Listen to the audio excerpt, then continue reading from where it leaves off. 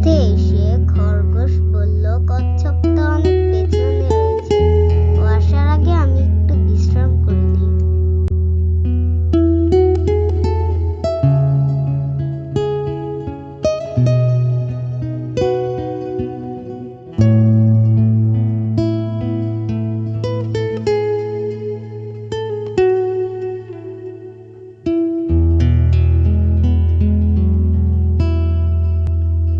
খরগোশ ঘুমাতে লাগলো আর কচ্ছপ আস্তে আস্তে এগোতে লাগলো।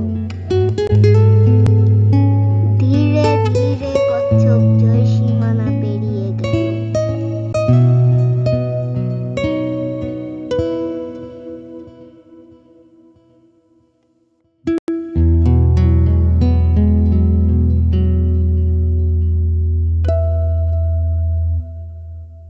তখনও খরগোশ ঘুমাচ্ছে।